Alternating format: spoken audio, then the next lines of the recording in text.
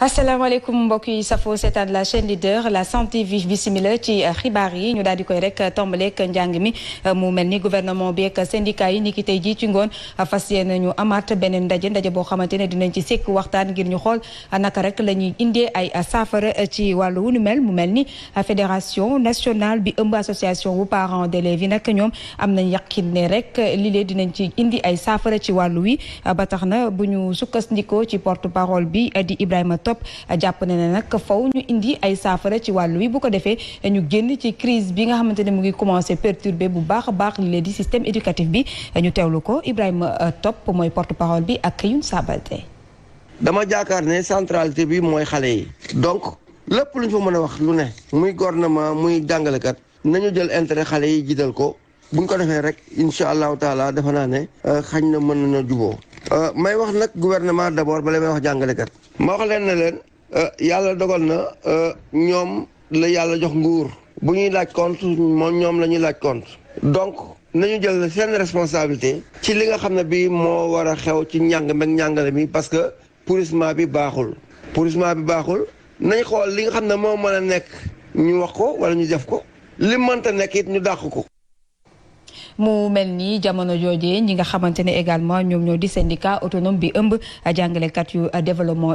éducation ak formation di SADEF ñoom itam dinañ soobu ci seen juróom-ñeenteelu plan d'action boo xamante ne nag de semaine bii ñu dëgmal lañu koy rek fas yéene amal mu mel ni débrayage la waaye itam dinañ takk ay morceau yu xonk toftal ca tamit lii di rétention des notes ci noonu itam nee nañ dàquñu ci sax ba grève totale ngir rek gouvernement bi daal di respecté rek lépp lu jëm ci seen dige bokk na ci nee nañ ñu indi ay coppite ci statut bu jàngalekat yi di démissionnaire naka noonu tam relèvement bu solde bi ñu teewlu ci Mbaye Sarr mooy secrétaire général bu SADEF ak Youn Sabaté.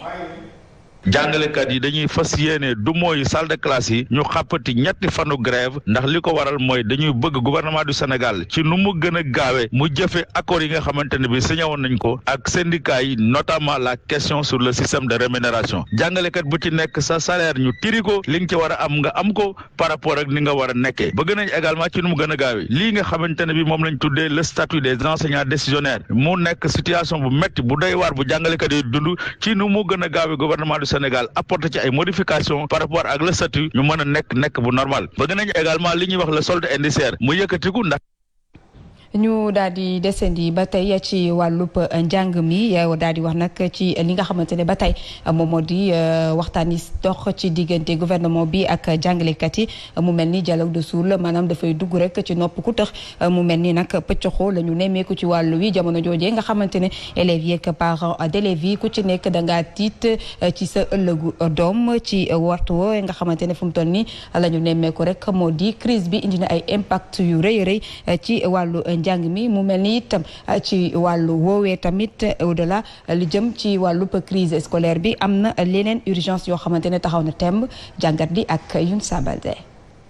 lu ëpp ñaari weer ngi nii école bu Sénégal nekk ci ay jafe-jafe yu métti ngir wone seeni nakar ak seeni bëgg jàng ndongo yi di organiser ay manifestation ci mbedda yi tey jii nii sa waajur ndongo yi di amal ab rassemblement ngir wone seeni ñàkk ànd ak ni école sénégalaise di demee ci jamono boobu ana lan la nguur gi di def gaañi ñu ngi ci ay ndaje yu métti ndaje yoo xam ne juragul dara lu concret année scolaire bi moom gan di dem ndongo yi ñoom ñàkk nañu lu ëpp ñaari téeméer ci waxtu yoo xam ne waroon nañu ko jàng lu leer te leer mooy année scolaire bi moom duñ ko invalider waaw kay bu fekkee examen dina am lu mu métti lu tax nguur gi mënagul indi saafara ci crise scolaire bi laata muy gan di ñaaw na sax ba pare lu tax nguur gi di maintenir suspense bi te lu yàgg-yàgg dina ci indi ay solution mu mel ni ëllëg ndongo yi yittelu leen crise bi moom war nañ ci indi ay saafara ngir jublu ci yeneen urgence ndi ceeb diw suukar saabu lépp njëg yi yokku na jamono yi ginnaaw Coupe d'Afrique des Nations bu ñoom Sadio Mané remporté président Macky Sall ak gouvernement am war nañu xeex ba remporté coupe nationale soxol année scolaire bu dal waaye te dund bu yomb.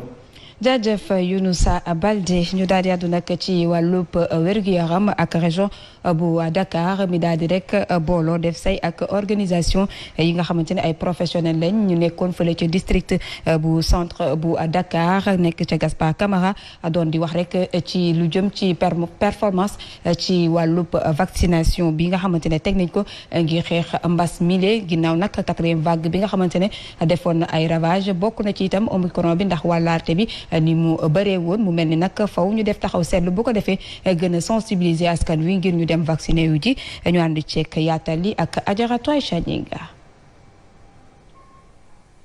ñàkku bi xeex jàngoroy mbas mi xayma yuñ ci def tuuti na pour nu sukkandikoo ci médecin chef de région. téeméer boo gis ñaar fukk yi ak ñeent ñoom rek ñoo ti ñàkku. point focal bu santé communautaire dina wax lu waral askan wi bàyyeeku. yi ñu ngi relancer bu baax ndax 3e dose yi te ba léegi gis nañ ba vaccin yi ñëwee ba tey nit ñi am na ñoo xam ne ba léegi ñu wax 3e dose mais mosuñu def sax une première dose bay 2e bay ñëw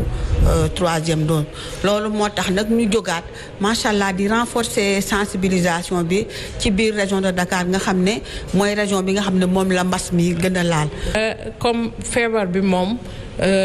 ak chaque étape rek am na nu muy tëddee. benn variant mën na ñëw donc bu tax rek ñun ñëpp ñu naagu war nañu ñun ñëpp ñu jug jëfandikoo li nga xam ne nii moom moo ñu tiy aar mooy ku ñàkkuwu dem ñàkku. tey ñeenteelu vague bi tiitalul bu baax askan wi terewul docteur Ndeye Maguette di leen ñaax fépp fu ñu nekk ñuy farlu ci mesure barrière yi.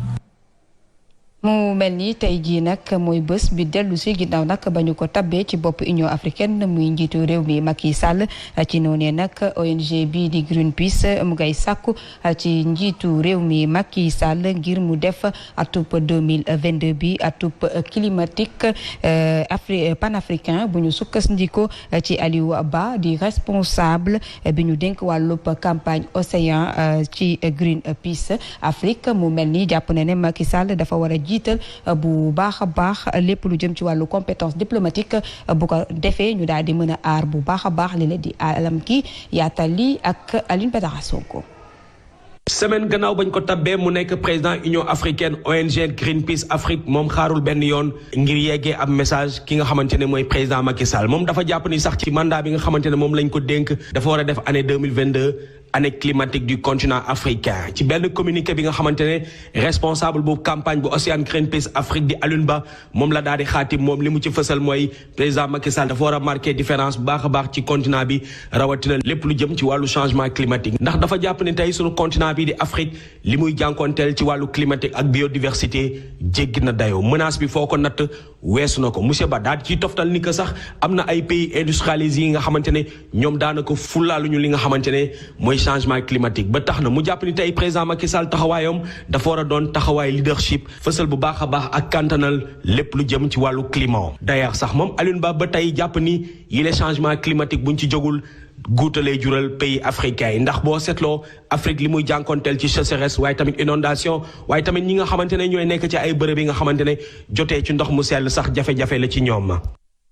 ñu daal di addu ci leneen wax ci wàllub politique ak préfet bi nga xamante ne ci ndigalu rek juge ba daal dina neenal installation bu njiital conseil départemental bu Kaolack di Ahmed Youssouf Benjaloun mu mel ni nag jàpp nañ ne bile camp bu Benno Bokk Yaakaar dafa dugal ab recours ci noonee nag camp bi di ànd nawle moom dafa jàpp ne posture bi tribunal bi daal di taxawee amul benn fondement juridique bu ko lal ci noonee nag ñoom jàpp nañ ne rek li ñu def ab tayef la waaye xam nañ xel ne ñoom ñooñee ñoo gagné foofu ñu teewlu ci Abdoulaye Gueye moom mooy porte-parole bu coalition ànd nawle ci micro wu sunu ndaw lu ñu toogal ca Kaolack di Aliou Kane.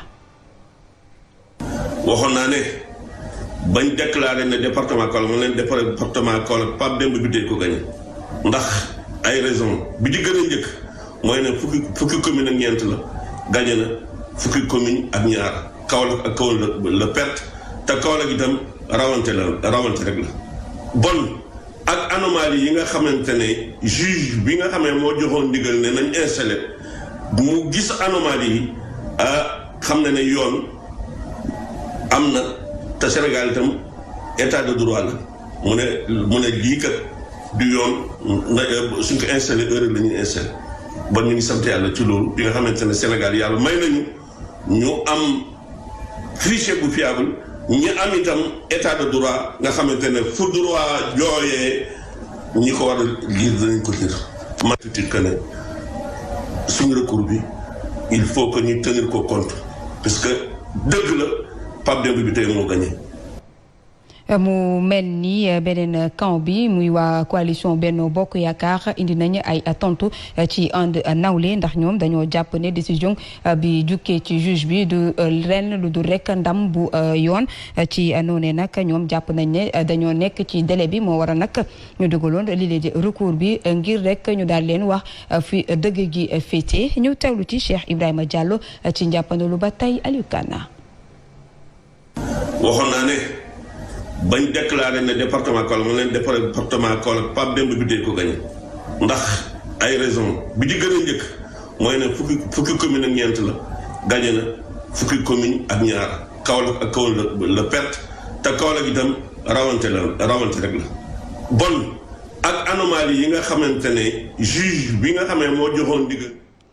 ñu daal di àddu ba tey ci wàllu politique ak installation yi nga xamante ne ñu ngi koy nemmeeku ci maire yu yees yi fële ca Ndiaganiao nag docteur Tenen Sène moom moo nekk rek jigéen bi ñu njëkk tàpp comme maire ci commune bu Ndiaganiao daal di nañu ko installé ba noppi nag moom daal di naa wax ay priorité am ci rek la mu bëgg ca gox ga nga xamante ne fa la fekk baax ñu teewlu ko moom docteur Tenen Sène ak sunu ndaw lu ñu toogal ca Mbour di Aliou Batara Sonko.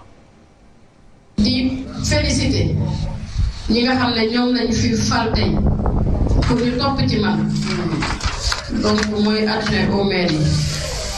di leen ñaanal ñu góorgóorlu ci seen mission di wax ne ñun nag dañ ñu tànn waaye du tànn yàqu de ñi nga xam ne ñooy conseillers yi ñi nga xam ne ñooy adjoint au maire yi dara waru leen lu dul taxaw ci seen kàttan taxaw lépp lu mu laaj ñu def ko ngir tànn bu ñu tànn kat nit ñi bañ ko rëccu ngir mission bu ñuy xaar ci ñoom ñu mën ko doxal ndax commune Ndiaganiao jëm kanam. descendi ci wàllu wu nu mel ba tey mu mel ni nag échec bu Benno Bokk Yaakaar fële ca Thiès nag kile di Binta Bass nekkoon candidat ca commune bu Thiès Ouest daal dina raxasal seen loxo ba mu set daal di it raxas loxo ki nga xamante ne moom moo di rek Idrissa Seck jàpp na ne rek ñoom laaleew ñu benn yoon ci défaite bu ki nga xamante ne moom moo di rek waa Benno Bokk Yaakaar foofee ca Thiès ba tax na nag mu ngay sàkku rek ngir ñu defaruwaat bu baax a baax bu ñu bëggee nag ndam ci yeneen jongante yi di ñëw ñu teewlu ko moom Binta Bass ak sunu ndaw lu ñu toogal foofee ca Thiès. nii ko yàlla décidé itam dañ koo nangoo noonu tey ñaan yàlla nag yàlla may ñu yeneen i élection yoo xam ne ñu ngi ca jëm yàggatul suñ ca demee tamit incha allah lépp loo xam ne nekkoon na rëq-rëq bu tax xëy na yii ñu ñàkk ko ñu fexe ba góorgóorlu ba yooyu duñu ko ñàkk. ci Idrissa Seck nag dañu ni dafa ñàkk Thiès ñàkkul Thiès parce que Idrissa Seck nekkul woon candidat Idrissa Seck campagne moo tànn nag ñi nga xam ne ñii wóolu na leen ne nañ ko jiite